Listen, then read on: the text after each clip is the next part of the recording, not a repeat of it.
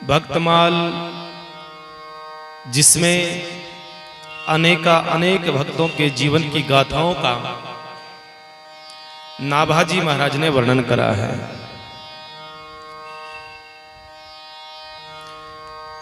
संत कहते हैं कि भगवान के जो भक्त होते हैं वो भगवान के जैसे ही होते हैं। माना कि भगवान तो नहीं पर भगवान के जैसे ही भगवान के भक्त होते हैं। भगवान स्वयं कहता है कि मेरे भक्तों को मैं अपने जैसा ही बना देता हूं। अपने जैसा, अपने जैसा का मतलब भगवान कहते हैं कि जिस प्रकार से मेरा हृदय होता है उसी ही प्रकार से भक्तों का हृदय हो जाता है।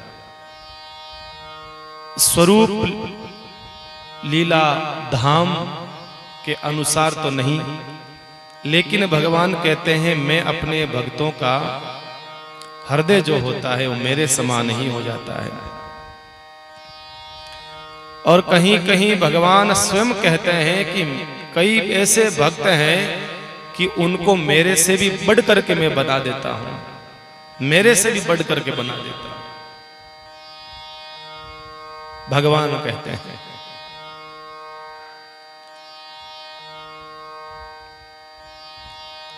जैसे भगवत प्राप्ति सीधी संभव नहीं होती है, तो हनुमान जी महाराज को भगवान ने अपने से बढ़ करके बनाया। भगवान हनुमान जी की कोई भक्ति करता है और रामचंद्र जी को प्राप्त कर लेता है। अब बताइए, सीधा भगवान राम तक नहीं पहुंचा जा सकता, पर भगवान कहते हैं कि मेरे से बढ़ करके भक्त हैं, जिसकी भक्ति करो और मेरे तक पहुंच जाओ। इतना तो भक्तों का दामन थाम लेंगे तो भगवान से मुलाकात तो वही करा देंगे। इसलिए ज्यादातर देखना लोग जो होते हैं मंत्रियों से संपर्क कम रखते हैं। मंत्री के जो पीए होते हैं, पीए खास है ना, कि भाई मंत्री साहब तक तो क्या पता बात पहुंचे कि नहीं पहुंचे, पर पीए साहब के नंबर ले लो, कोई काम होगा तो पीए साहब को बोल देंगे और वो मंत्री जी से काम करवा देंगे। स्वाभाविक। तो भगवान तक की यात्रा करने के पहले भगवान के जो खास पीए होते हैं, भगवान के सदृश, भगवान के समकक्ष बनाया है। भगवान ने कहा है कि मेरे जैसा ही नहीं बल्कि कई भक्तों को तो मैंने मेरे से बढ़ करके बनाया है। भाई मेरे से बढ़ करके बनाया है। तो उन भक्तों का तुम दामन थाम लोगे तो तुम मेरे पास में सहजता से पहुंच पाओगे, सहजता से। तो भगवान कहते हैं मेरे जैसा। एक मजदूर व्यक्ति मेहनत करता है अपने जीवन में। एक पिता, एक गरीब आदमी हो चाहे अमीर आदमी हो, मेहनत करता है। किस लिए? अपना पालन पोषण तो हो जाएगा, पर वो सोचता है कि मेरे पुत्र का भी पालन पोषण हो, उसका घर है, उसका मकान है, वो सब बन जाए।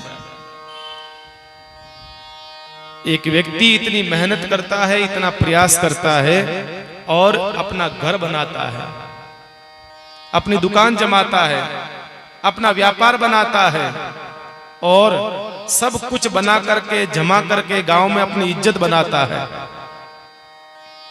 उस व्यक्ति को चारों तरफ लोग पहचानते हैं, उसके व्यवहार को पहचानते हैं, उसका अच्छा व्यवहार है, ऐसी वो आदमी इज्जत बनाता है गांव में।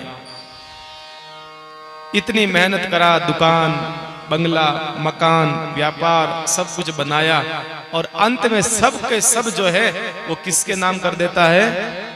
अपने बेटे के, अपने पुत्र के नाम कर देता है, जो खुद जीवन भर मेहनत करता है। मतलब अपने से भी बढ़ करके उसको बना देता है।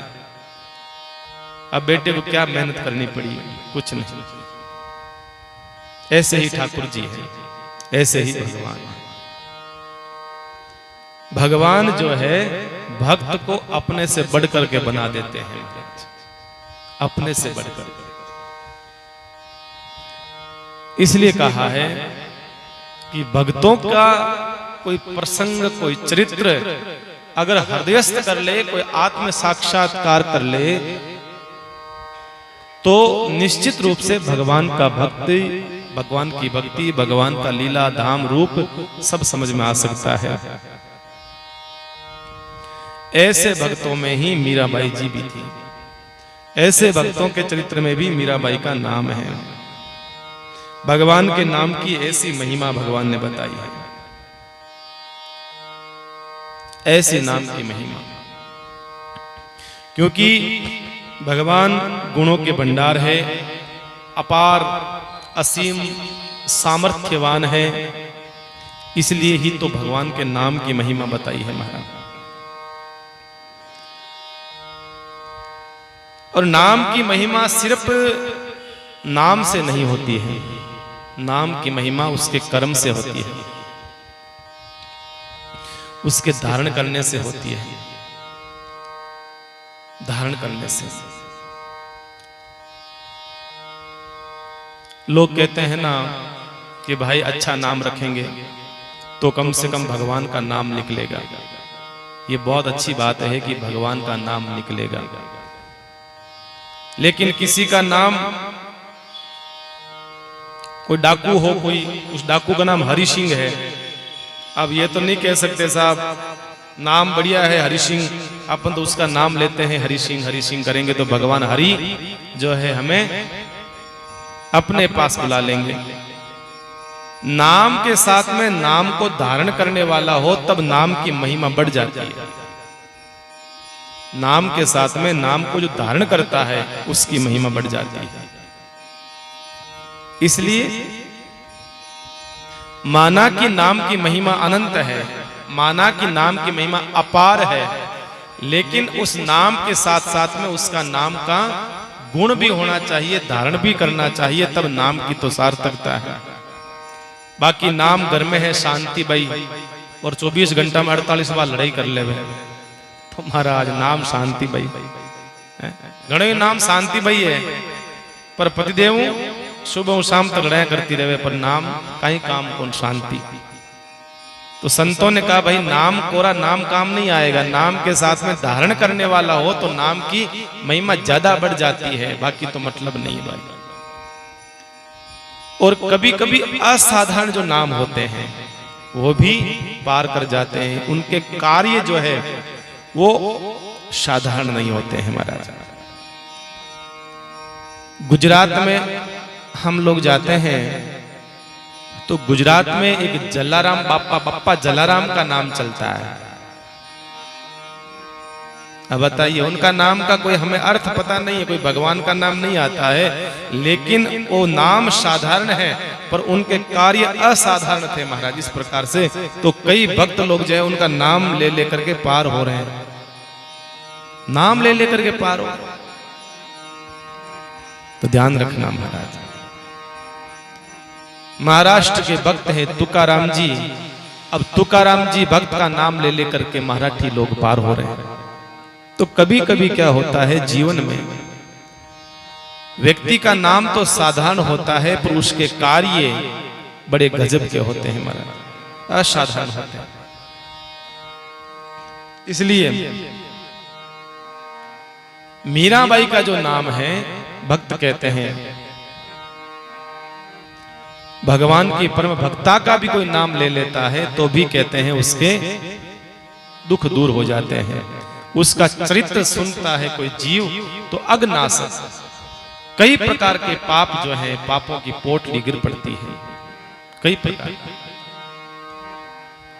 तो मीरा भक्ति मार्ग पर चली, कितने जीवों को तकलीफ हुई महाराज, कितने लोगों को तकलीफ हुई बताई उस समय, घर को, परिवार वालों को, लेकिन फिर भी मीराबाई ने तो अपनी राह नहीं छोड़ी कभी।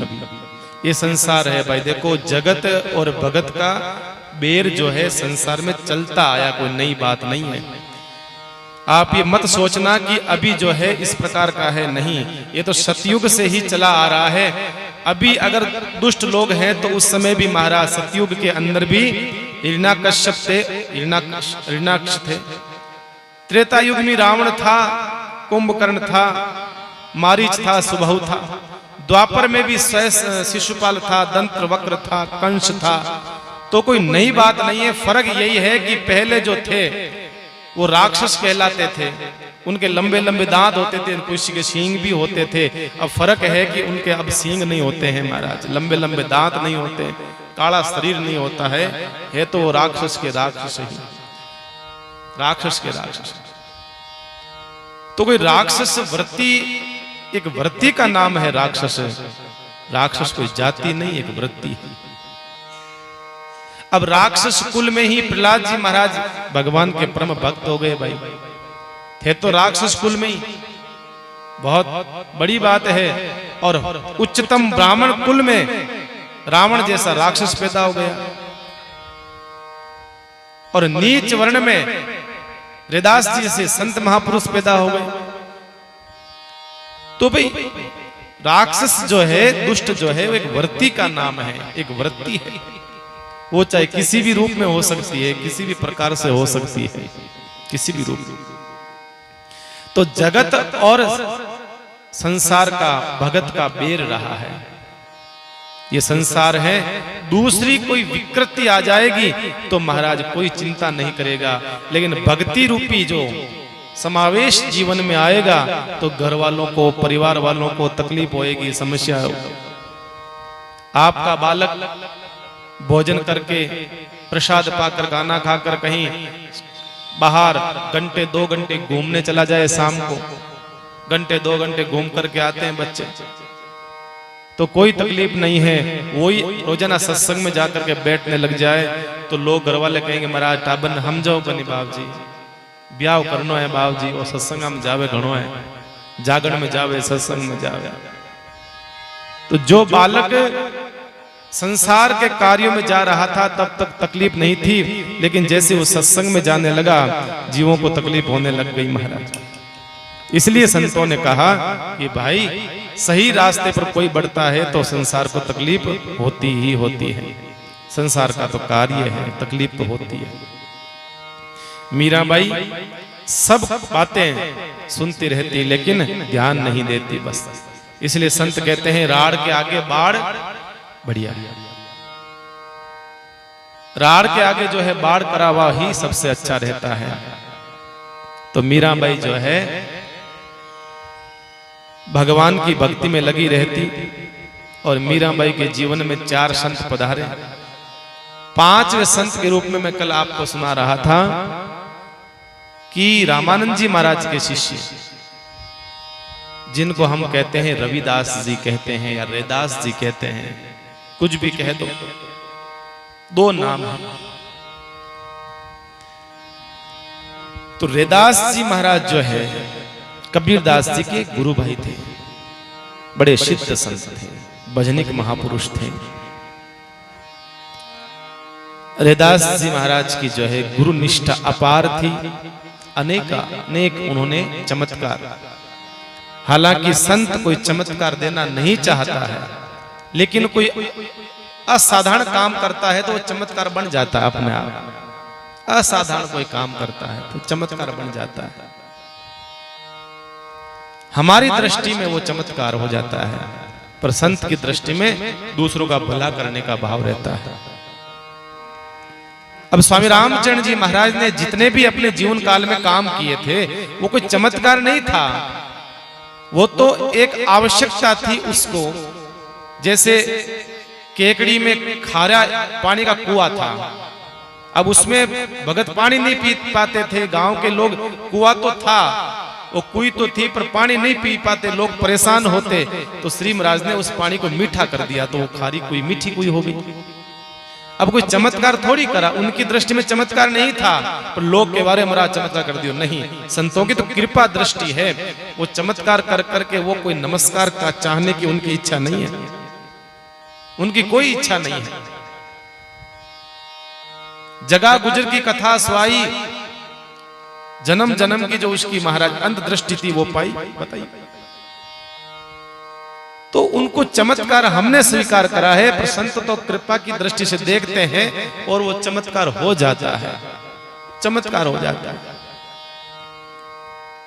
इसलिए मैंने कहा ना संत का जीवन तो सात्विक होता है, सात्विक। अष्ट सिद्धि हम गाते हैं ना, राम चरण ऐसी आरती ताके अष्ट सिद्धि नवनिधि चेरी जा। चेरी का मतलब दासी। अब बताओ, संतों के चरणों की दासी, अष्ट सिद्धि नवनिधि चेरी जाके। ये अष्ट सिद्धि है, ये नवनिधि है, ये सब जो है संतों के चरणों की दासी है। वो हाथ जोड़ के कहती है बार बार, महाराज एक बार तो मौको देवो सेवा को, एक बार तो सेवा रो मौको देवो। लेकिन संत कहते हैं भाई हमें तो आवश्यकता नहीं है, किसी जीव के काम आएगी तो जरूर तेरे को कह देंगे। संत महापुरुषों के वहां दासियां बन करके ये अष्ट सिद्धियां नवनिधियां दासियां बन करके प्रार्थना करती है संतों के चरणों में। तो ऐसे महापुरुषों ने भजन कर कर करके, साधकों ने साधना कर कर करके वो सब जो है उनकी दासियां बनना स्वीकार कर लेती है, दासी। बाकी चमत्कार नहीं। जहां चमत्कार की आवश्यकता पड़ी वहां चमत्कार बता दिया, जहां चमत्कार की आवश्यकता पड़ी चमत्कार बताया। उदयपुर की घटना आती है, उदयपुर ध्यानदास जी महाराज हुए थे, वहां बड़े महापुरुष हुए थे।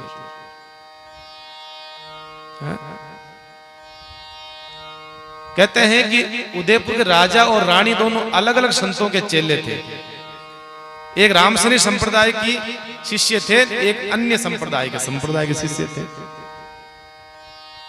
तो राजा और रानी के अलग अलग शिष्य होने के कारण से भी थोड़ी समस्या हो जाती थी। वो कहते हैं मारा गुरुजी मोटा है, नहीं मारा गुरुजी मोटा है, मारा गुरुजी मोटा है। लड़ाई घर में कभी लड़ी हुई जाए महाराज।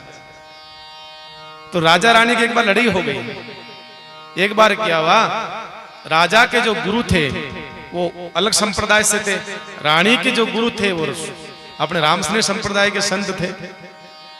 तो एक दिन जो है राजा के जो गुरुजी है वहां पर वो झील है रामद्वारा के पास में, कौन सी झील है वो, क्या नाम है, पिछोला, हाँ वो झील है रामद्वारा। कहते हैं कि उस झील के ऊपर वो उनके गुरुजी चल करके पानी से आ रहे हैं। राजा के गुरुजी जो है पानी पर चल करके आ रहे हैं। राजा की देख के रानी, मारा गुरुजी देख देख साधना देख मारा गुरुजी की। रानी क्यों तो हो दे, ठीक है जाना, मारा गुरुजी छोटा मोटा कौन है, मारा भी गुरुजी घणी बहुत चमत्कारी महापुरुष है। कहना कोई महापुरुष थोड़ी हो सके, देख पानी माते चालन आवे, पानी पे चल करके आ रहे हैं। रानी कहो कि कोई बात को नहीं, देख लिया थाने गुरुजी दर्शन कर लिया, प्रणाम। रानी जी मन में अब महाराज खटको होगो, रानी जी के मारा गुरुजी चमत्कार दिखो जन शांति व मन। रानी जी गया रामद्वारा, रामद्वारा जान प्रणाम करियो महाराज के, हाँ के महाराज मान राजा जी का जब गुरुजी पानी के ऊपर चलते हैं, आप भी की कृपा करो चमत्कार बताओ तो महाराज मैं की बोल सकूं, नहीं तो बेतो बात मोटी मोटी करवा लागा। क्यों देख भाई हमें तो चमत्कार करना नहीं है, हम तो कोई चमत्कार करेंगे। शाम का समय था, आरती का समय था, तो 5-15 संत बैठे थे।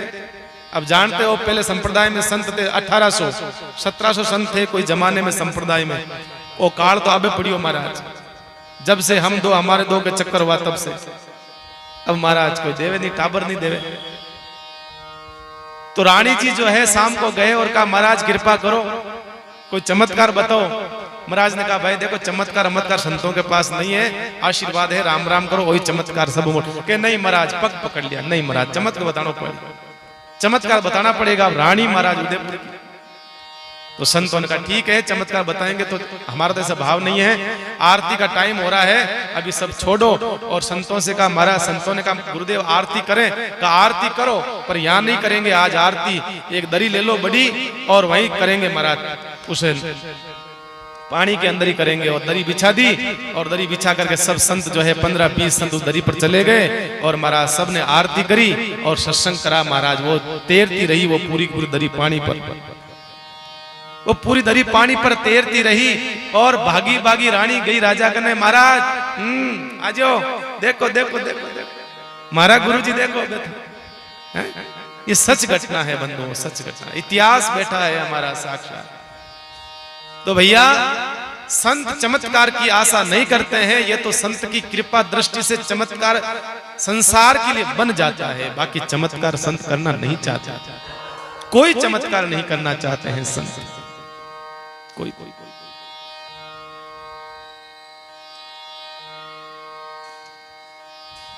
श्री महाराज की घटना, महापुरुषों की घटना। एक बार स्वामी रामचंद्र जी महाराज नगर से जा रहे थे, पधार रहे थे नगर में से। उसी समय नगर के अंदर से कोई एक चतरा नाम का कोई व्यक्ति मर गया था। जवान था, एकदम युवान था। अब आप जानते हो, जवान व्यक्ति के घर में मौत हो जाए, परिवार वालों पर क्या बीतती है, क्या पीड़ा होती है, क्या तकलीफ होती है, वो तो वही जाने बेचारे। घर वाले परेशान थे, रो रहे थे, उसकी लाश को ला जा रहे थे। श्री महाराज ने कहा, कौन है ये? महाराज, मर गया। अरे मर गया, इसकी तो उम्र अभी दिख रही है, अभी जवान है, नीचा रखो इसको, नीचा रखो इसको। नीचा रखा। जवान, क्या नाम है? चतरा। अरे चतरा, तू सो रहा है, उठ। और वो महाराज, संतों कहते उठ गया। और वो कौन बन गए? चत्रदास जी महाराज बन गए। महाराज बोली चत्रदास जी महाराज की। हमारे संप्रदाय के आचार्य, कितने आचार्य? चौथे आचार्य, बताइए। तो दुल्हेराम जी महाराज की आप कहानी जानते हो। तो ऐसे महापुरुषों ने कोई चमत्कार नहीं किया भाई। मेरा मतलब ये, कोई चमत्कार का भाव नहीं था। उनका भाव यही था कि लोक हित में अगर वो चतरा व्यक्ति जो था, वो अगर आप मर जाता तो बताइए, आज संप्रदाय में ऐसा आचार्य हमें कहां मिलता, ऐसा संत हमें कहां मिलता भाई, ऐसा महापुरुष हमें नहीं मिलता। इसलिए संतों का उपकार मानो कि संतों ने हमारे लिए कोई धन इकट्ठा नहीं करा, कोई पैसा इकट्ठा नहीं करा, कम से कम ऐसे ऐसे महापुरुषों ने कृपा प्रसाद, ऐसे शब्द, ऐसे ग्रंथ इकट्ठे करके छोड़ के गए हैं। अब हमारे ऊपर ऋण है उन महापुरुषों का। क्या ऋण है? कि उन बताए हुए रास्ते के ऊपर हम चल करके अपने जीवन को प्रशस्त करें।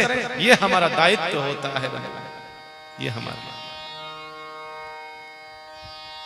सबके ऊपर ऋण होता है, सब जीवों पर ऋण होता है। इसी प्रकार से हमारे ऋषियों का ऋण है हमारे ऊपर, देवताओं का ऋण होता है, मातृ पितृ ऋण होता है और ऋषि ऋण होता है। 3 प्रकार का ऋण होता है। चाहे कोई भी धरती पर व्यक्ति हो, सबके ऊपर 3 प्रकार का ऋण होता है। सबसे पहले मातृ पितृ ऋण, दूसरा देव ऋण और तीसरा है ऋषि ऋण। 3 प्रकार के ऋण को जब तक व्यक्ति उतारता नहीं है, तब तक कहते हैं उसका मोक्ष मुक्ति नहीं होती। तीनों ऋण जब उतरते हैं तभी व्यक्ति का मोक्ष होता है, तभी वो भगवान के लोक में जाने योग्य होता है। नहीं तो यही महाराज भटकता रहेगा किसी रूप में। बताओ, अब बताओ, ये कुत्ता बार बार आ रहा है, कोई साधारण कुत्ता नहीं, ध्यान रखना है। ये कुत्ता सत्संग में ज्यादातर आता रहता है। ये कुत्ता साधारण नहीं है, कोई जरूर कोई इस यहाँ स्थान का कोई जीव रह चुका होगा सत्संग का हमारा, इसलिए सत्संग में आता बार बार। ये तो ऋण नहीं उतारोगे, इस योनि में जाना पड़ेगा महाराज। तो मातृ पितृ ऋण जो है, उनकी सेवा कर करके उतार सकते हैं अपन। देवताओं का जो ऋण है, वो जैसे हम सूर्य को अर्घ देते हैं, पहले के जमाने में, अब आजकल तो गैस के चूल्हे हो गए, पहले के जमाने में माता मैंने भोजन बनाती तो सबसे पहले थोड़ा सा आटा लेकर के हैं, लेती नहीं लेती? बोलो तो सही। अब लेते हो? क्यों अब नहीं लेते? देवताओं का ऋण कैसे उतरेगा बताओ? सबका अग्नि का ऋण है, पानी का ऋण है, हवा का ऋण है, जमीन का, आकाश का, पाताल का, सबका ऋण हमारे ऊपर चढ़ा पड़ा है। ऋण कहां उतारोगे? इसलिए सबका भाग देना पड़ेगा। तुम सबका भाग खा रहे हो, बताओ? गाय की रोटी, कुत्ते की रोटी, मांगने वाले की रोटी, हरिजन की रोटी, उसकी रोटी, वो सब रोटियां कहां है? सब चली गई। कुछ घरों का जिसकी हो उसकी अच्छी बात है। मैं तुम्हें सबसे पहले रोटी गाय की होती है महाराज, जो खिला देते हैं किसी परिवार वालों को। सबसे पीछे की रोटी कुत्ते की होती है, वो खा लेते हैं। तो सबके ऋण हमारे ऊपर चढ़ते जा रहे हैं। संतों ने कहा भैया नहीं उतारोगे तो ध्यान रखना मुक्ति होने वाली नहीं है। देवताओं का ऋण इसलिए होते थे यज्ञ हवन। यज्ञ हवन क्यों होता है बताओ आप लोग? यज्ञ हवन इसलिए होता है कि यज्ञ हवन के माध्यम से सबके नाम की आहुति, इसलिए यज्ञ हवन होता है। गायत्री परिवार बहुत अच्छा काम करता है इस मामले में। हाँ, गायत्री परिवार वाले इसमें यज्ञ हवन, इसीलिए महाराज यज्ञ हवन। तो जीवन में हमारे ऊपर कई ऋण है। तो मैं बता रहा था कि सबसे पहला है देवताओं मातृ पितृ ऋण। ये चाहे सन्यासी हो चाहे ग्रस्त हो, सबके ऊपर लागू होता है।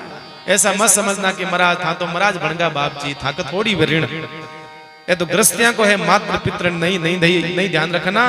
मातृ पितृ ऋण का मतलब होता है अगर गृहस्थ है तो उसके माँ बाप, और सन्यासी है तो उसका गुरु। गुरु की सेवा कर करके वो अपना ऋण उतार सकता है।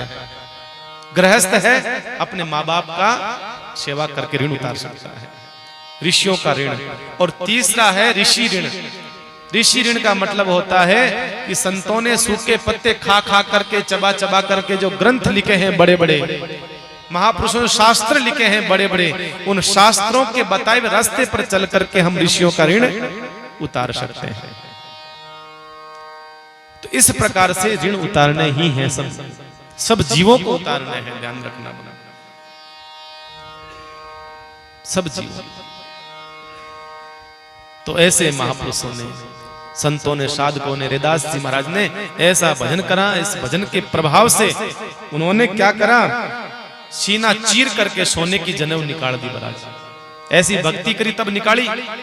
एक जन्म से नहीं, वो 7 जन्म से ब्राह्मण थे। एक जन्म से नहीं, 7 जन्म से ब्राह्मण थे। ब्राह्मण कर्म से होता है। उन्होंने कहा मेरा शरीर जरूर बन गया है, माना कि किसी चमार के घर में आया है, लेकिन मेरे कर्म वही हैं। स्वीकार करा। तब सब ब्राह्मणों ने जब ये चमत्कार देखा बड़ा आश्चर्य हुआ। राजा को बड़ा आश्चर्य हुआ। राजा ने लगा हो महाराज तो बड़े चमत्कारी है भाई, बहुत बड़े चमत्कारी है, चमत्कारी।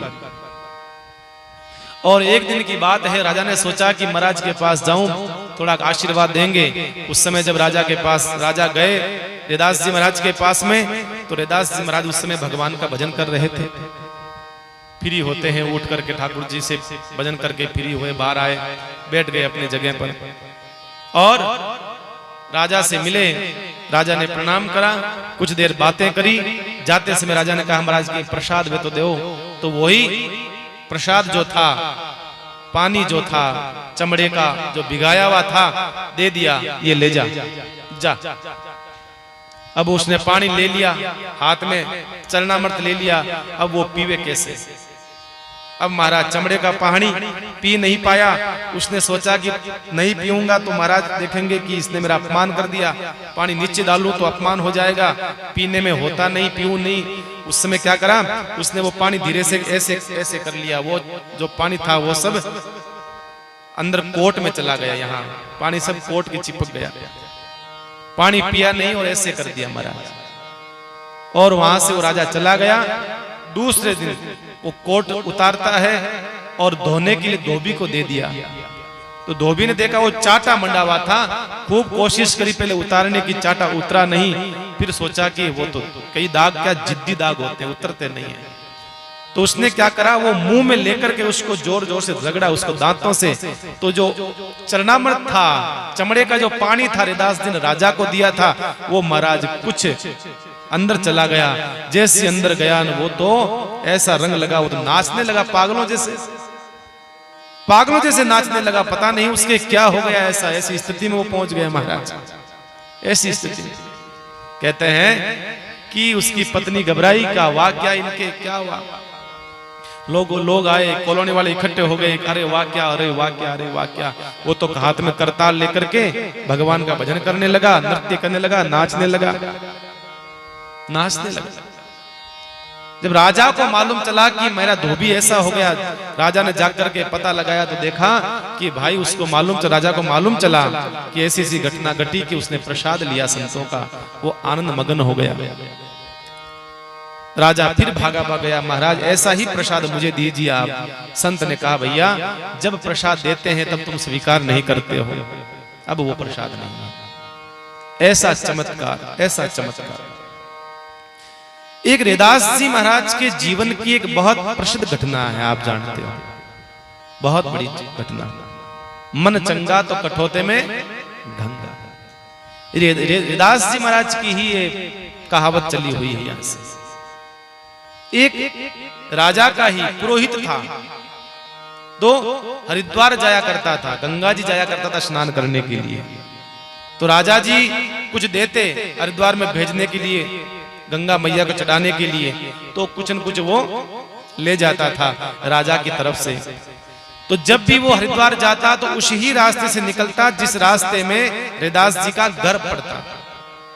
तो जब भी जाता आवाज लगाता, अरे रैदास जी चलो हरिद्वार चलते हैं, स्नान करके आ जाते हैं गंगा मैया में।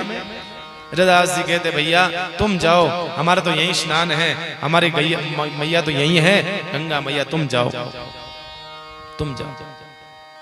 जब भी वो जाता बार बार कहता, अरे रैदास जी चलो एक बार चलो, तो वो बार बार रैदास जी यही कहते, मन चंगा तो कठोते में गंगा, मन चंगा तो कठोते में गंगा, यही कहते।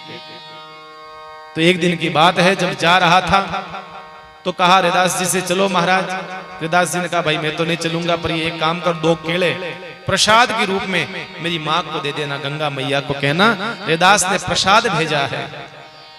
ठीक है लाओ। तो उस ब्राह्मण ने, उस पुरोहित ने वो केले रैदास जी के लिए और लेकर के चला। जैसे हरिद्वार में गया, स्नान करा, और राजा जी ने जो भेंट गंगा मैया के लिए भेजी वो भेंट कर दी। और फिर याद आया कि अरे अरे रैदास दीदी वो उसने कुछ दिया था बिना मन से बिना मन से वो केले जो थे वो ऐसे फेंक दिए।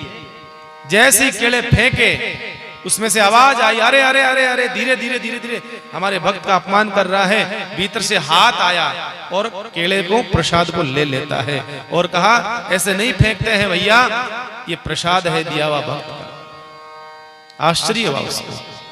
फिर एक हाथ आया और हाथ निकला एक सुंदर सोने का कंगन, महाराज ऐसा कंगन, हीरे मुजड़ा कंगन। वो कहा कि मेरे भक्त रैदास ने प्रसाद भेजा है तो ये वापस उसको ले जाकर के दे देना, ये सोने का जो कंगन है रैदास ले जाकर के दे देना, ये मेरी तरफ से कहना गंगा मैया ने भेजा है।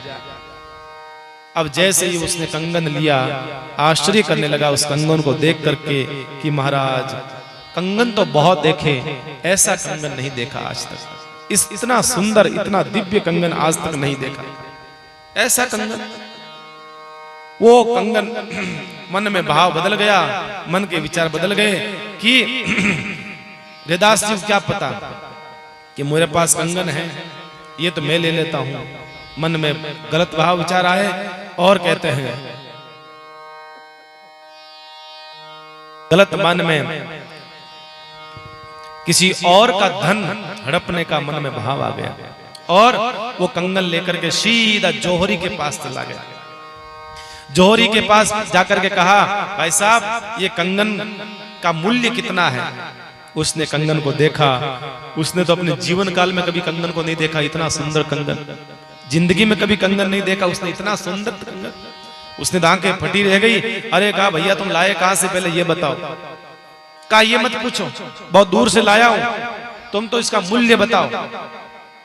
उस जौहरी ने कहा देखो भैया इस कंगन का ये कोई कलाकृति कोई धरती के इंसान की तो नहीं है, ये कलाकृति कोई दिव्य कलाकृति है। ये मेरी दुकान में जितना जितना रखा हुआ है, ये जो भी रखा हुआ है, सोना है, चांदी है, धन है, इसका पूरे का मूल्य 1000 रुपया है। ये पूरी दुकान का मूल्य 1000 रुपया है। एक काम कर, मैं तुझे 1000 रुपया दे सकता हूं और तू मुझे दे दे कंगन। उस जमाने में 1000 रुपया महाराज का, ठीक है 1000 रुपया उसने ले लिया पुरोहित ने और वो तो अपने घर चल गया। अब जौहरी ने वो ले लिया कंगन, और जौहरी ने सोचा इतना सुंदर दिव्य कंगन तो मैं मेरी अपनी पत्नी को दूंगा ले जाकर, वो बड़ी प्रसन्न होगी। ले जा करके पत्नी को शाम को गया, सरप्राइज दिया। ले तू रोज कहती थी मुझे सरप्राइज नहीं देते हो, आज हर मास सरप्राइज लाओ, ले आज देख तेरे लिए लेकर के आया हूं। तूने कहा ना शादी की सालगिरह आ रही है, क्या दोगे? ले तेरे लिए गिफ्ट लाया, ले। और महाराज ज्यों ही बात तो देखियो, इतो सुंदर कंगन, वो तो आनंद में हो गई कि एक ही है, कहे तो एक ही है, का फिर क्या मतलब भाई, दो हो तो समझ में आते हैं, कान का हुआ ये वे, दो दो हो तो समझ में आता है।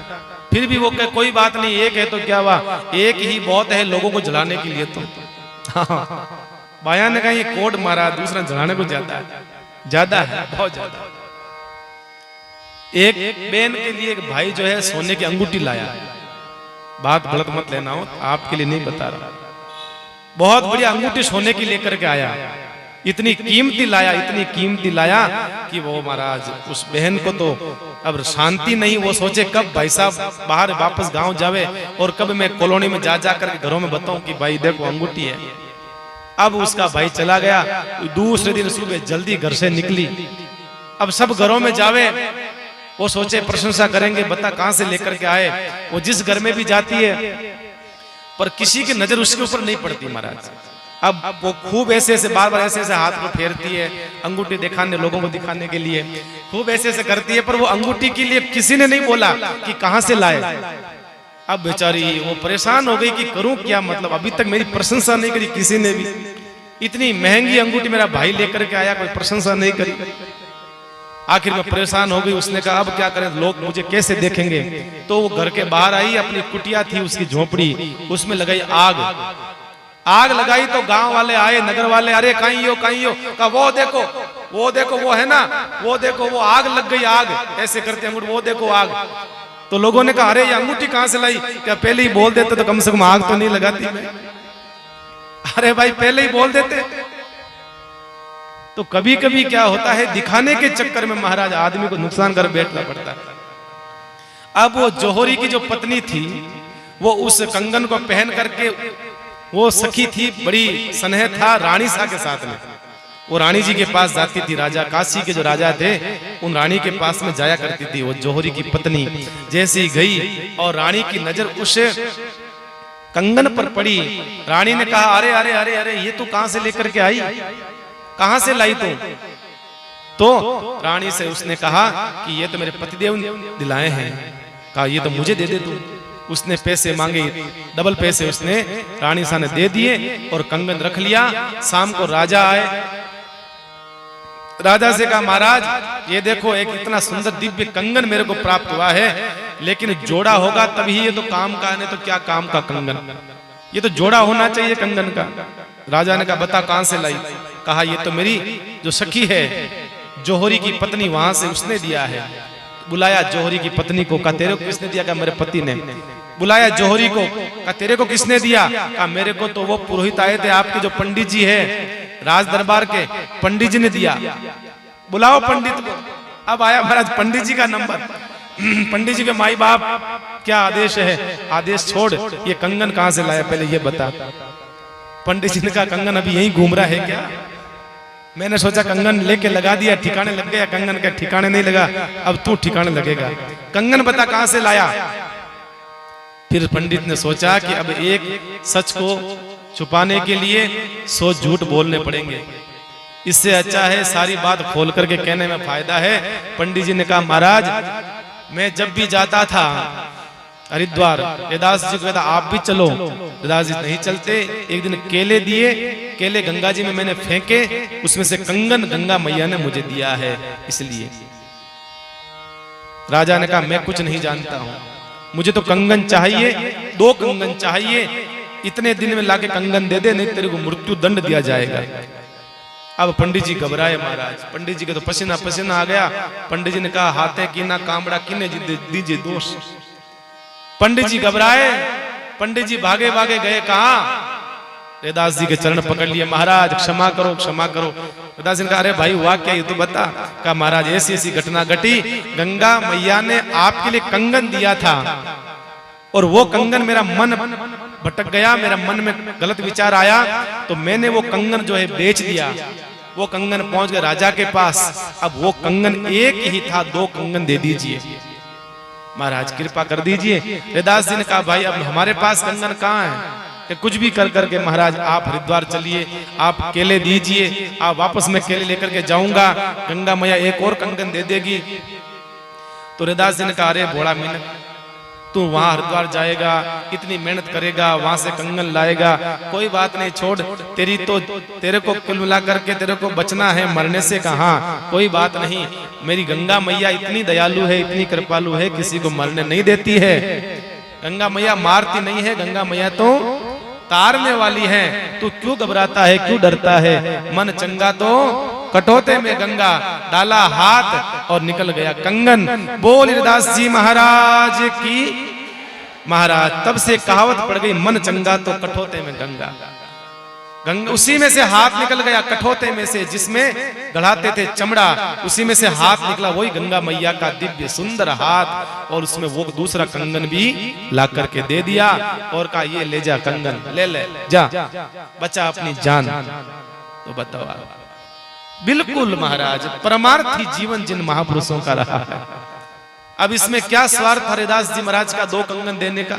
कोई स्वार्थ नहीं था, लेकिन किसी भगत की पीड़ हुई, तकलीफ हुई, तो सोचा कि बेचारा मर नहीं जाए, बुरी मौत, मरना नहीं चाहिए। कहने का अर्थ बंधुओं यही है महापुरुषों में। तो ऐसे रैदास जी महाराज का चरित्र मैंने इसलिए सुनाया है कि जो मीराबाई थी असाधारण थी, उनके गुरु भी कोई साधारण नहीं, वो असाधारण ही थे। जिस मीरा के गुरु ऐसे हो सकते हैं, तो मीरा तो स्वाभाविक है भाई, स्वाभाविक है, ऐसी होनी ही है। तो मीराबाई जो है ऐसे गुरु को पाप कर धन्य होती है। संत कहते हैं मीराबाई के जीवन में ऐसे महापुरुषों का आगमन ही मीरा के भक्ति को दर्शाता है महाराज, भक्ति को दर्शाता है। मीराबाई भगवान से प्रार्थना करती है, प्रभु एक दिन की बात है, संत कहते हैं, भक्तमाल कहती है एक दिन की बात है, मीरा ने क्या देखा, मेड़ता के जो महल है दुल्हन की तरह सजाया जा रहा है, इतना सुंदर सजावट हो रही है, दिव्य महलों को सजाया जा रहा है, पूरे मेड़ते को सजाया जा रहा है। तो भागी भागी गई राव दूधा जी के पास, बाबोसा, ओ बाबोसा, बाबोसा का बोल बेटा, का आज किनो ब्याह है, किसकी शादी है, ये पूरा मेड़ता दुल्हन की तरह सजाया जा रहा है, क्या प्रोग्राम है दादोसा? का बेटा कार्यक्रम कुछ नहीं है, परसों गुरु पूर्णिमा है, इसलिए हमारे यहाँ पर मेड़ता में जब भी गुरु पूर्णिमा का महोत्सव आता है, इसी प्रकार से सजाया जाता है। गुरु पूर्णिमा के महोत्सव पर गुरुदेव पधारते हैं, संतों का आगमन होता है हमारे नगर के अंदर, इसलिए संतों के स्वागत के लिए सब तैयारी करी जा रही है। संत पधारे, स्वागत के लिए कर रहे हैं हम सब का। महाराज गुरु, ये गुरु क्या होता है महाराज? कभी सुना नहीं आपने, कभी हमें बताया नहीं गुरु क्या होता है। तब राव दूधा जी जो है मीराबाई से कहते हैं, देखो मीरा, जिस प्रकार से एक स्त्री और एक पुरुष का, अनजान स्त्री पुरुष का यज्ञ की आहुति के मंडप के अंदर उसके बीच में दोनों बिठा करके एक ब्राह्मण के द्वारा गठजोड़ करा जाता है और जीवन भर के लिए पति पत्नी का रिश्ता बन जाता है, एक संबंध बन जाता है पति पत्नी का। इसी प्रकार से एक गुरु का ही यही कार्य होता है, एक जीव को ब्रह्म से संबंध करवाता है, इसलिए गुरु का ही वही कार्य होता है, गुरु ये होता है। इसलिए पुष्टि मार्ग में गुरु दीक्षा को बड़ा सुंदर शब्द दिया है, ब्रह्म संबंध। पुष्टि मार्ग आप जानते हैं, पुष्टि मार्ग में गुरु दीक्षा, हम लोग गुरु दीक्षा कहते हैं, उसमें कहते हैं ब्रह्म संबंध ले रखा है हम लोगों ने। ब्रह्म संबंध का मतलब है कि जो संत, जो गुरु जो है एक जीव को ब्रह्म से संबंध करवाता है, इसलिए उसका नाम होता है ब्रह्म संबंध। तो गुरु वो होता है बेटा जो भगवान तक आपकी यात्रा कराए, जो भगवान तक की आपकी वकालत करे, वो गुरु होता है महाराज, संबंध कराने वाला होता है। क्या गुरुदेव की आवश्यकता है? क्यों आवश्यकता है गुरुदेव की? क्यों वैसे भगवान प्राप्ति नहीं कर सकते हम? मीरा पूछ रही है, मीरा कह रही है कि हमें क्या आवश्यकता है गुरु की? गुरु तो बनाए हम लोगों ने। अभी आए थे महाराज बाबा बिहारीदास जी, निवृत्तिनाथ जी, आप भी मेरे गुरु हैं, ऐसे कई संत मेरे गुरुदेव हैं। का वो सब गुरु जो है आपके शिक्षा गुरु है, दीक्षा गुरु तो एक ही होता है जो नाम की दीक्षा देता है। आपके जीवन में वो नाम की दीक्षा प्रदान करेगा, वही आपका सार्थक गुरु माना जाएगा आपके जीवन में। का देखो बेटा, देखो हमारे जीवन में क्या होता है, घर में बच्चों को पढ़ा लो आप। माँ चाहे एमए बीए कर रखी है, माँ ने डबल एमए कर रखी है, सब पढ़ाई कर रखी है, अपने बच्चे को घर में पढ़ाना जानती है और पढ़ा सकती है। लेकिन वो बच्चा जो है जब तक स्कूल के द्वारा सर्टिफिकेट में नहीं आएगा पास उत्तीर्ण, तब तक वो मान्य नहीं होता है। जब तक सरकार उसको प्रमाणित नहीं करती है तब तक माँ भले घर में कितना ही पढ़ाओ, कोई भी बच्चा हो उसको जब तक वहां जाकर के सरकार के द्वारा सर्टिफिकेट नहीं मिलता है तब तक आपकी पढ़ाई हुई पढ़ाई किसी काम नहीं मानी जाएगी। वहां से जब मिलेगा सर्टिफिकेट तभी आपका बच्चे की आगे नौकरी लग सकती है महाराज। इसी प्रकार से जीवन में महाराज, जीवन में गुरु का स्थान बताया गया है। जब तक गुरु जो है आपको सर्टिफिकेट नहीं देगा तब तक आपकी यात्रा नहीं हो सकती। तो महाराज बाबू साहब से कहा, फिर मेरे गुरु? का बेटा तुम्हारे गुरु नहीं है। का मेरे गुरु कौन बनेंगे? मेरे भी तो गुरु होना चाहिए। तब राव दादो दुदाजी ने कहा, बेटा गुरु जो है भगवान पर छोड़ देना चाहिए। भगवान स्वतः चिंता रहती है, सद शिष्य कोई होता है तो वो अपने आप गुरु को भेज देता है। भक्ति प्रबल हो अगर शिष्य की तो शिष्य को गुरुदेव तक पहुंचना नहीं पड़ता है, गुरुदेव खुद चल करके आ जाता है। अगर आपकी भक्ति में ताकत और प्रबलता है तो बेटा तू भगवान पर छोड़ दे। तेरा गुरु कौन बनेगा, किसको बनाना है, मेरा काम नहीं है। ये राव दुदाजी खुद कह रहे हैं, तेरा गुरु बनाना मेरा काम नहीं है, तेरा गुरु बनाना का कार्य भगवान का है।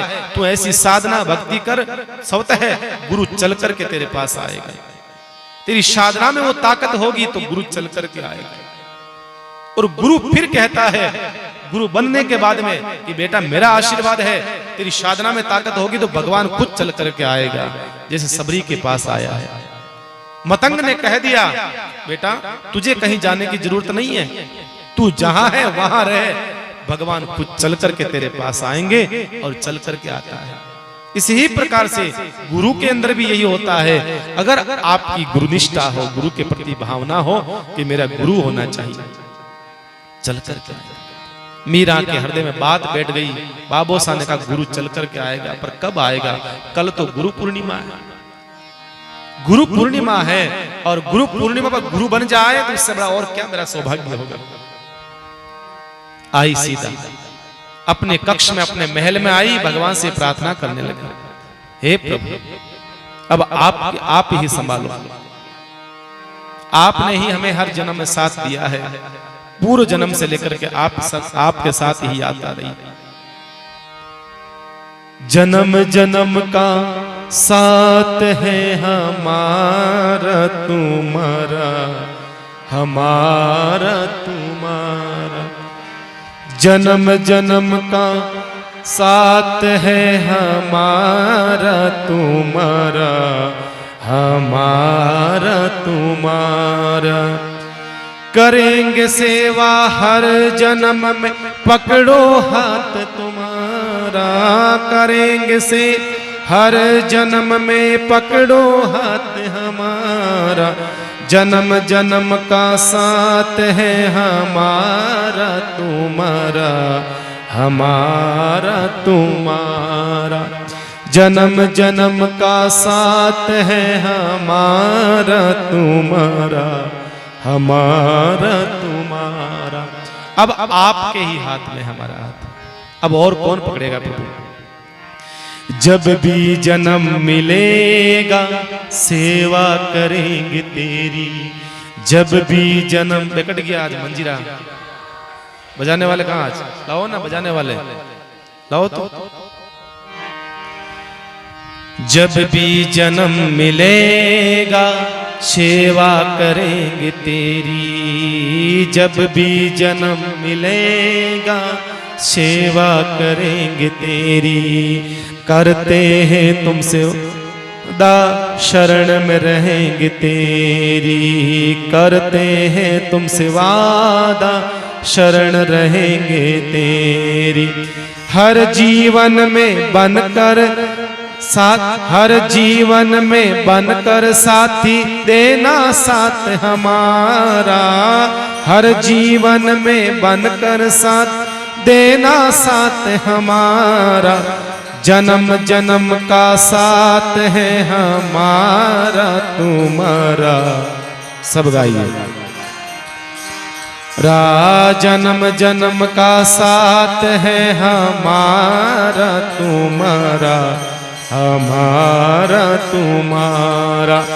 सेवा करेंगे सेवा हर जन्म में, पकड़ो हाथ हमारा। करेंगे सेवा हर जन्म में, पकड़ो हाथ हमारा।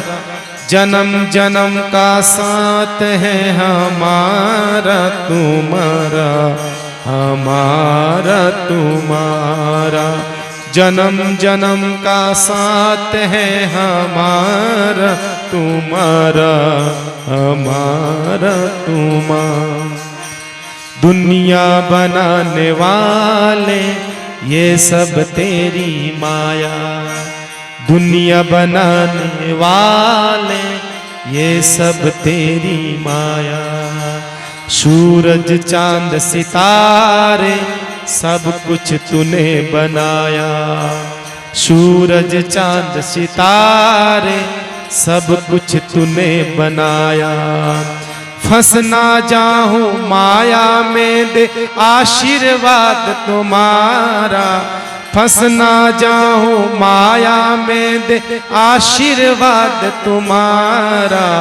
जन्म जन्म का साथ है हमारा, हमारा हमारा तुम्हारा।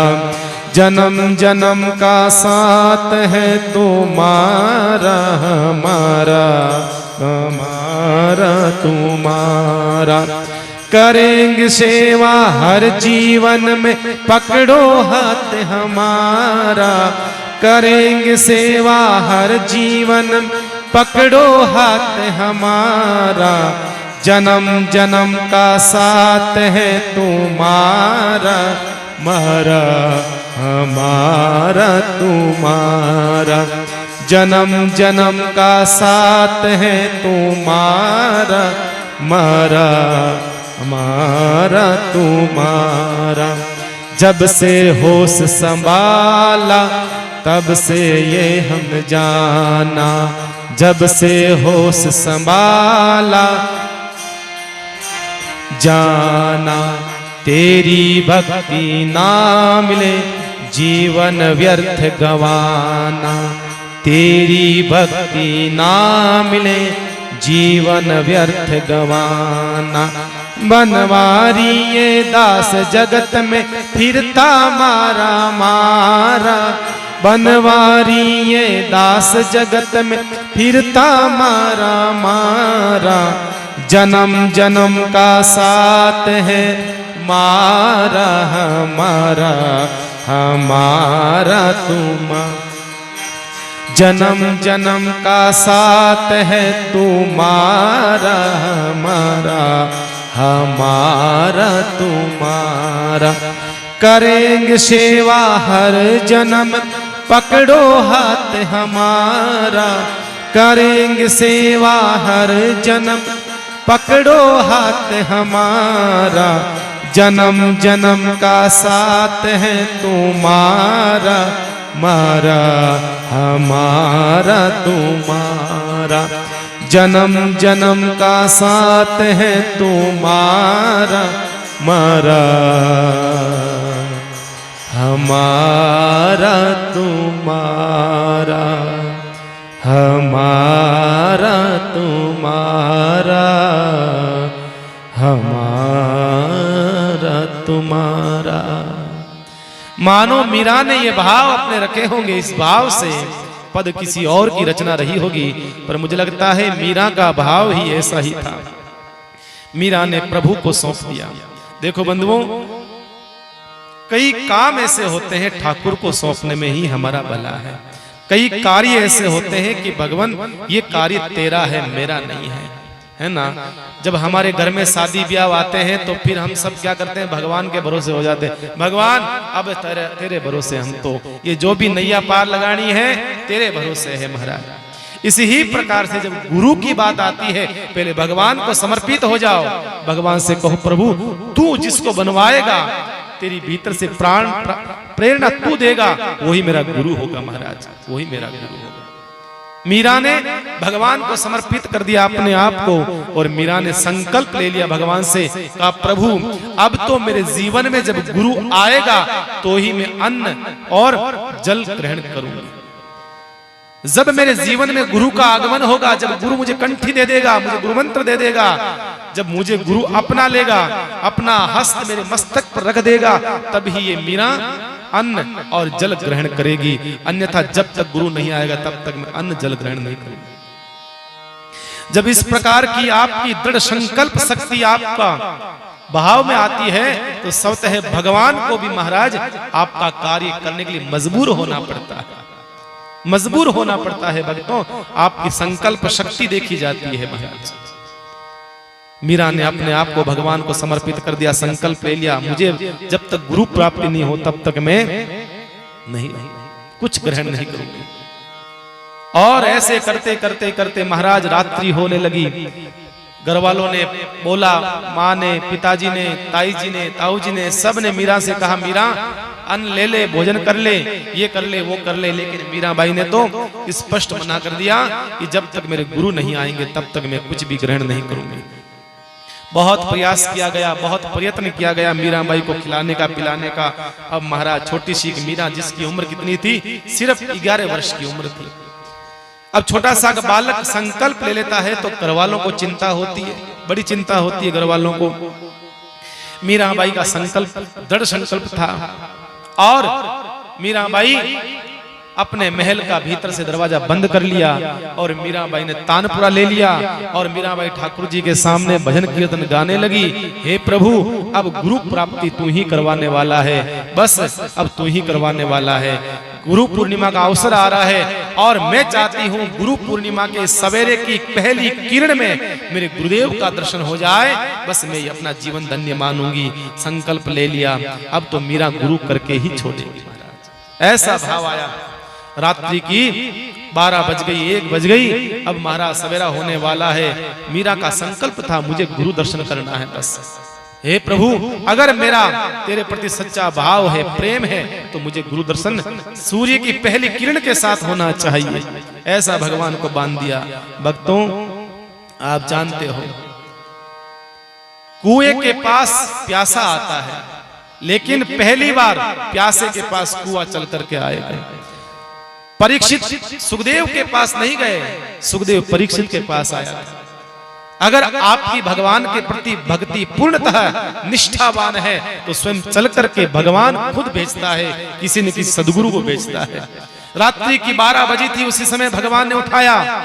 किसने? किसको? रैदास जी महाराज को। काशी में सो रहा था वो बुढ़ा रैदास। अवस्था बहुत हो चुकी थी रैदास जी महाराज की, इतनी अवस्था हो चुकी थी अब ढंग से चलना भी नहीं हो रहा था। उठाया रैदास को, कहा रैदास क्या सो रहा है? अरे रैदास जल्दी जा, वो पागल मर जाएगी। पानी छोड़ दिया, अन्न छोड़ दिया, वो मर जाएगी तड़प तड़प करके। जा उसको जाकर गुरुमंत्र दे दे जा। रैदास ने कहा महाराज कहाँ कहाँ मेड़ता, कहाँ काशी, कहाँ मेड़ता। भगवतीय प्रेरणा ऐसी हुई, भगवान की प्रेरणा ऐसे हुई। रैदास जी महाराज अपना तानपुरा लेकर के चल पड़े। रात्रि को 12 बजे ही रैदास जी चल पड़े, बुढ़े रैदास जी महाराज। और इधर मीराबाई जो है थाली को सजाया हुआ है, फूलों को सजाया हुआ है, माला को तैयार कर रखा है। बस गुरु के आते ही गुरु का इंतजार है। दीपक लगाए हुए हैं। महाराज आनंद हो रहा है। पूरे महल को दीपक से सजा दिया गया। मेरे गुरु आएंगे, मेरे मेरे गुरुदेव आएंगे, भगवान के समकक्ष मेरा गुरु आने वाला है। पूरे महल को सजा दिया गया। चंपा, चमेली, केसर से कहा, अरे मेरा गुरु आने वाला है, जल्दी से मेरे महल को सजाओ, मेरा गुरु आने वाला है। अरे कहा, कौन सा गुरु, कैसा गुरु तेरा? तेरे तो जीवन में कोई गुरु ही नहीं है, तेरा गुरु आएगा कहां से? कौन सा गुरु है? मीरा ने कहा, भीतर से आवाज आई। मीरा गई वापस अपने ठाकुर जी के पास में जाकर कहा, मेरा गुरु, सब कह रहे हैं तेरा गुरु है ही नहीं, कहां से आएगा, मैं क्या करूं, मैं क्या करूं? प्रणाम करा।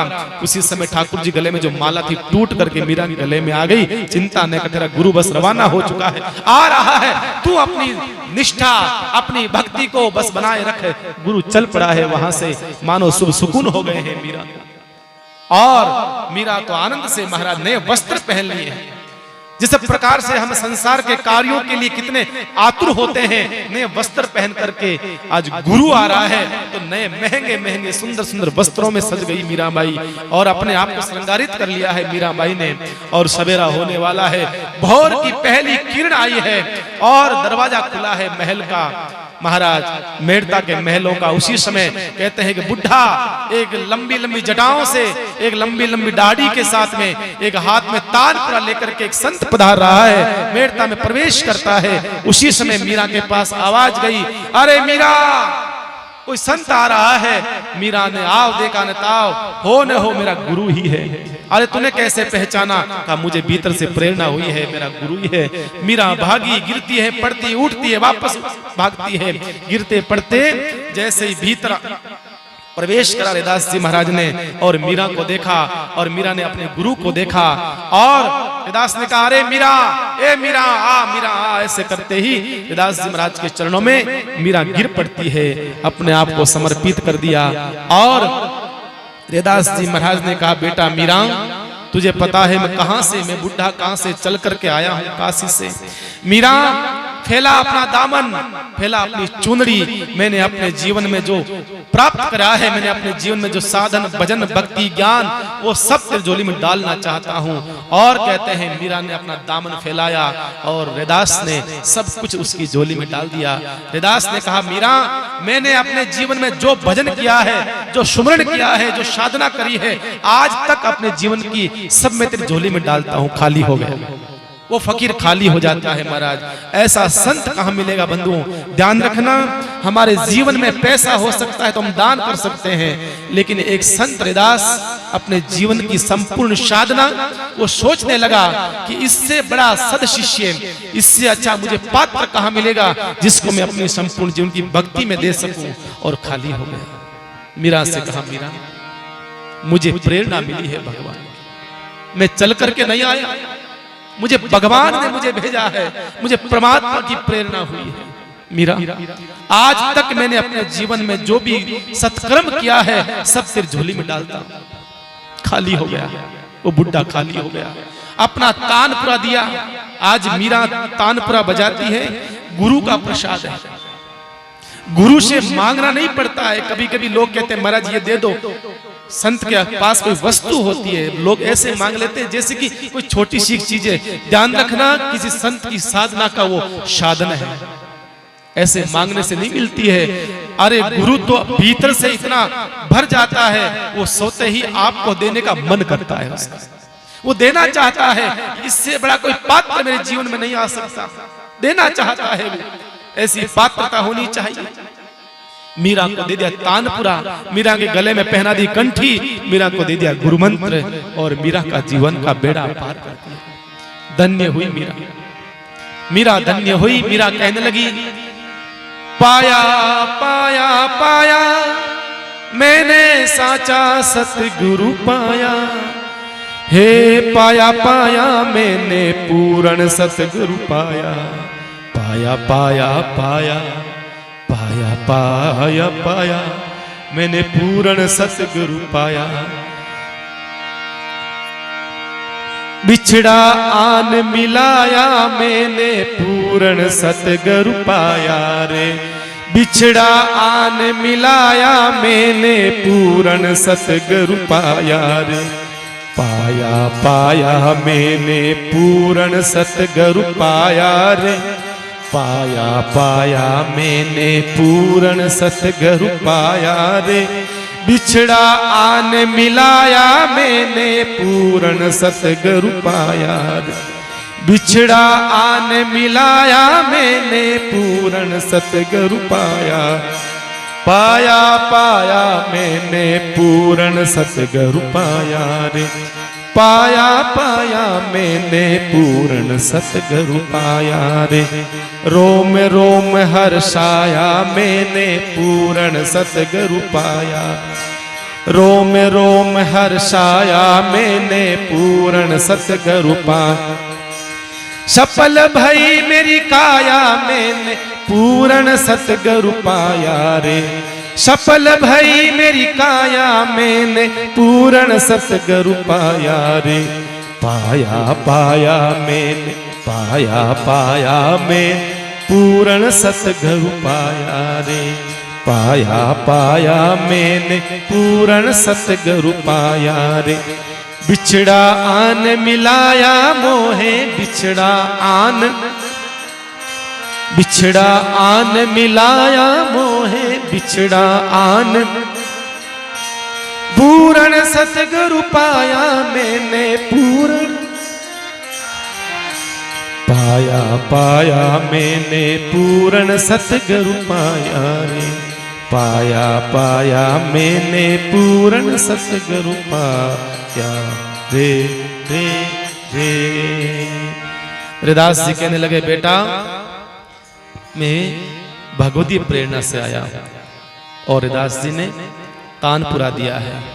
बंधुओं मीराबाई को हरिदास जी का सिर्फ एक रात्रि का और एक दिन का बस संयोग रहा। उसके बाद में कोई वर्णन नहीं आता है कि जीवन में कभी मीराबाई अपने गुरु का दर्शन किया होगा।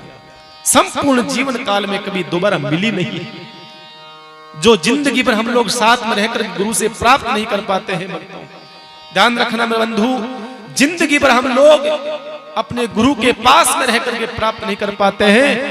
वो जिंदगी भर की साधना मीराबाई ने एक दिन एक रात्रि में मीरा गुरु का सानिध्य प्राप्त करके प्राप्त कर लिया। इतना कुछ मीरा के भीतर समाहित हो गया। ध्यान रखना, गुरु तो देना चाहता है, गुरु तो सारा खाली करना चाहता है, लेकिन पात्रता चाहिए महाराज व्यक्ति में। गुरु तो देना चाहता है, भर देना चाहता है आपके भीतर को, हृदय को। हमारे पास है पात्र 50 ग्राम माए उतना, और महाराज गुरु देना है, बहुत कुछ देना चाहता है, तो कमी गुरु की नहीं है। संतों ने कहा कमी जीव की है महाराज, कमी जीव की है। पात्रता में कमी है, हमारे पात्रता में कमी है, संतों ने कहा है। इसलिए हरिदास जी महाराज ने मीरा को इतना कुछ दिया कि मीरा धन्य हो गई, गुरु का सानिध्य पाकर के धन्य हो गई।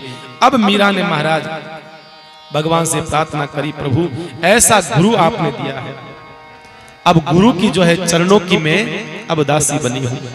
और जब से गुरु मिला है, कहते हैं पागलों की भांति हाथ में करताल लेकर के पूरे महल में घूम रही है, भागती घूम रही है, और एक ही शब्द निकल रहा है, हो मोहे लागी लगन गुरु चरणन की। मीरा तो मानो पागलों की भांति हो गई हो। लोगों ने कहा लगता है आज मीरा पागल हो गई है महाराज। लोगों ने कहा लगता है मीरा आज पागल हो गई। मीरा ने कहा हकीकत में पागलपन तो आज ही आया है, ऐसा पागलपन। मीरा कहती है चरण बिना मोए कछु न सुहावे, झूठी माया सब स्वप्नन की। चरण बिना मोए कछु न सुहावे, झूठी माया सब स्वप्नन की। हो मोहे लागी लगन गुरु चरणन की, मोहे लागी लगन गुरु चरण। चरण बिना मोह कछु न सुहावे, झूठी माया स्वप्नन की। हो झूठी गाओ, मोहे लागी लगन गुरु चरण की मोहे लागी लगन गुरु चरण। मीरा कहती है अब मुझे भव सागर अब सूख गयो है फिकर नहीं मोहे तरणन की हो फिकर नहीं अब तीरणन की मोहे लागी लगन गुरु चरण। मोहे लागी लगन गुरु चरण। चरण बिना मोहे कछु न सुहावे चरण बिना मोहे कछु न झूठी माया स्वप्नन की हो झूठी माया मोहे लागी लगन गुरु चरण की मोहे लागी लगन गुरु चरण। कर सतसंग रंग अब लागो कर सतसंग रंग अब आस तजी सब परिजन की हो आस तजी सब परिजन की मोहे लागी लगन गुरु चरण। मोहे लागी लगन गुरु चरणन की चरण बिना मोए चरण बिना मोए झूठी माया स्वप्नन की हो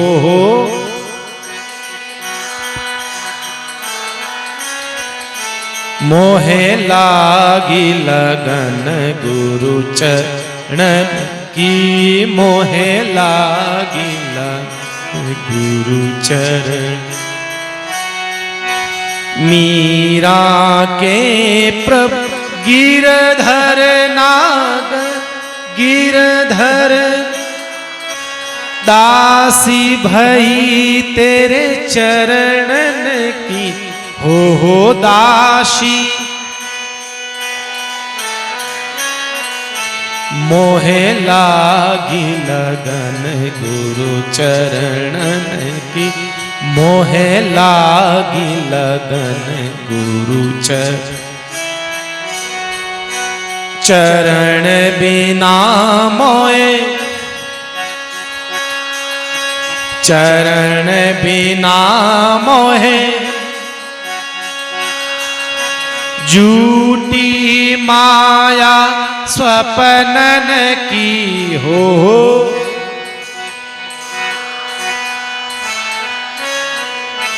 मोहे लागी लगन गुरु चरण की मोहे लागी लगन गुरु चरण की मोहे लागी लगन गुरु चरण की।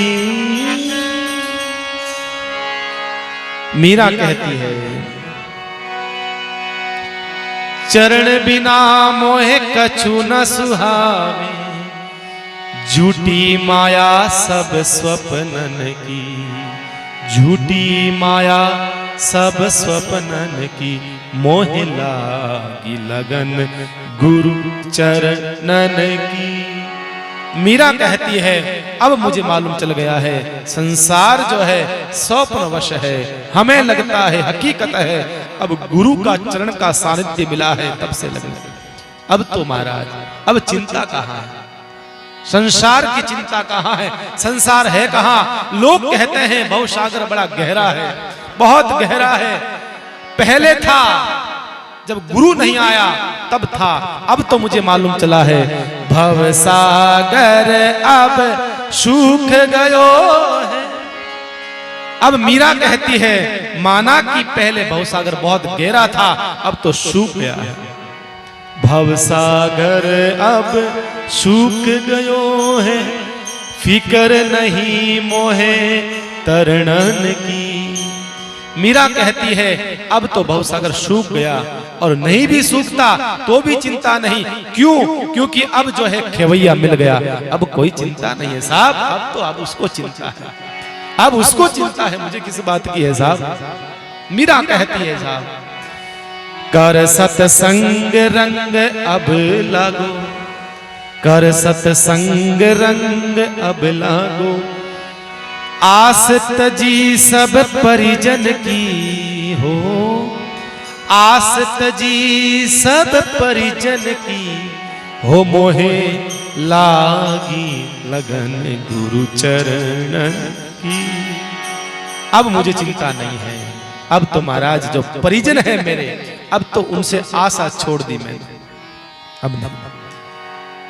मीरा के प्रभु गिरधर नागर, दासी भई तेरे चरणन की। अब तो मीरा ने वो चरण पकड़ लिए हैं जिससे अब डूबने का डर नहीं है साहब। पहली बात तो यहाँ डूबता नहीं है, और जो डूबता है वो मरता नहीं है, वो तर जाता है, मुक्त हो जाता है भवसागर से। मीरा ने तो महाराज वो सब प्राप्त कर लिया।